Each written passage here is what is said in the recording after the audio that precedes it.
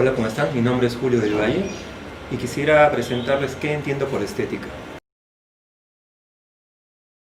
La palabra estética es una palabra con una semántica compleja, puede ser entendida de muchas maneras y eso da pie a que cuando uno habla de estética, cada quien puede entender cosas distintas. En primer lugar, por ejemplo, uno puede entender estética como si fuera una cosmética y de esa manera uno puede hablar de la estética de una persona, de cómo se viste. Incluso uno puede encontrar, mientras camina por la calle, centros de estética y uno sabe que eso es un centro de cosmética. Esa es una primera versión de estética que es muy común, que es bastante cotidiana, pero esa no es la estética que nos interesa. Uno también puede entender la palabra estética en un contexto más reducido vinculado con las artes, en la medida en que, por ejemplo, uno le puede preguntar a un artista ¿cuál es su estética? O un arquitecto puede decir mi estética es esta. Y cuando uno entiende la palabra estética allí, lo que uno entiende es que están hablando de cuál es tu estilo, cuál es tu propuesta visual. Esa estética es más interesante, pero no es la que nos gustaría presentar. Hay un tercer término de estética que es más filosófico y que se basa en la historia de la filosofía, puntualmente en el siglo XVIII, que es cuando nace la estética como disciplina, y que tiene como principal referente la filosofía de Kant, su tercera crítica, y desde ese punto de vista, desde el sistema filosófico kantiano, cuando se habla de estética, se refiere uno mucho al gusto y a los criterios a través de los cuales puede haber un juicio de gusto puro. Y esa acepción de estética nos es bastante relevante, pero es una noción de estética que al mismo tiempo no llega a responder por ejemplo, de qué manera el arte en el siglo XX se ha desarrollado. Porque el arte en el siglo XX, por ejemplo, no tiene la noción de gusto como un criterio referencial y muchas veces podemos encontrar propuestas artísticas que abiertamente disgusten. Ese tercer término de estética es filosóficamente pertinente, es filosóficamente relevante, pero nos gustaría presentar una cuarta noción de estética, que es aquella con la que prefiero manejarme. Es relevante para la filosofía porque incorpora un elemento que desde la filosofía no ha sido en la tradición muchas veces considerado, que es el elemento de la sensibilidad. Y la pregunta aquí es, ¿de qué manera la sensibilidad nos puede hacer pensar? Hablamos aquí, por ejemplo, de una sensibilidad reflexiva. ¿Cómo nos situamos? ¿Cómo entendemos el mundo? Y cómo hacemos dialogar nuestra comprensión del mundo desde la sensibilidad. El arte aquí es una ventana muy propicia, porque a través de una obra de arte uno puede empezar a tejer reflexiones que sean significativas para entender cuál es el lugar, la posición del ser humano en el mundo. Hablamos en este tipo de sensibilidad reflexiva de una forma de claridad.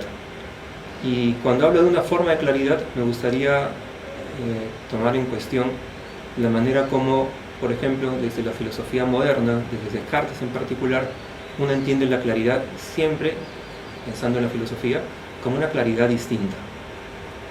Es decir, lo claro y lo distinto. Y nos parece relevante que uno pueda pensar esta sensibilidad reflexiva como aquello que te puede ofrecer otra forma de claridad, que no es distinta, que es compleja, que no es transparente, que puede ser un poco más opaca, pero sin embargo uno puede entender y es claro lo que estás entendiendo, pero de una manera diferente. Pienso, por ejemplo, en una obra de arte. Pienso, por ejemplo, en dos relojes simétricamente puestos delante de uno, que es una obra de un artista cubano ya fallecido que se llamaba Félix González Torres. Los dos relojes están uno al costado del otro. La obra, como es característico en Félix González Torres, no lleva título, se llama untitled, se llama sin título, pero acá hay dentro del paréntesis una descripción que es perfect lovers, que se traduce como amantes perfectos. Y claro, lo que uno ve son dos relojes, y dos relojes que están yendo en la misma dirección temporal, están sincronizados. La situación es bien interesante porque Se trata de dos amantes, están sincronizados en el tiempo, pero uno sabe que en algún momento uno de los dos relojes va a dejar de funcionar. Uno sabe que en algún momento uno se va a parar, y se va a parar antes que el otro, por lo tanto va a terminar. Entonces, desde esta obra uno puede empezar a tejer de manera articulada, sugerente, reflexivamente interesante, cargando con imágenes, cargando con metáforas, una reflexión sobre el tiempo, sobre la fragilidad de la existencia.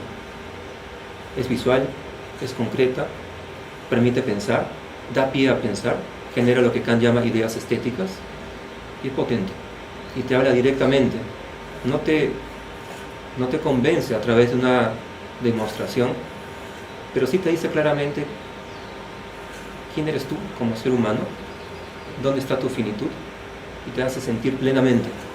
Te carga de emoción, y cargándote de emoción también entiendes. Este tipo de lenguaje es un lenguaje diferente dentro de la filosofía, pero es un lenguaje que explica de manera distinta.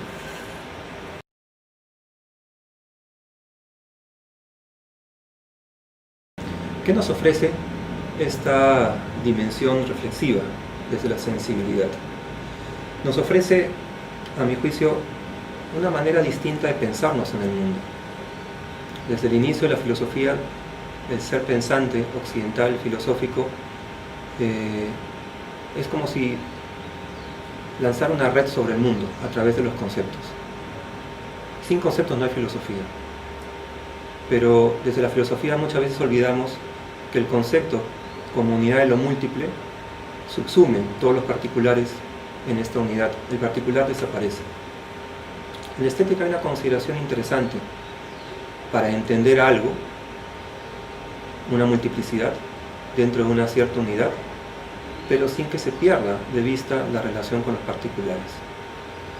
Entonces, es una manera distinta de pensar filosóficamente, pero revela nuestra particularidad, que es inconmensurable, y revela nuestra particularidad además en nuestro presente, que es un presente que no podemos dominar, es un presente indominable. Y en ese sentido también es interesante porque activa de manera bastante lúdica la imaginación, la hace jugar con el entendimiento. Esto lo dice Kant en la tercera crítica, pero lo hace vigente desde la reflexión estética que estamos proponiendo. Nos entregamos a un juego entre la percepción y la inteligencia, y en este juego somos muy conscientes de nuestro estar en el mundo.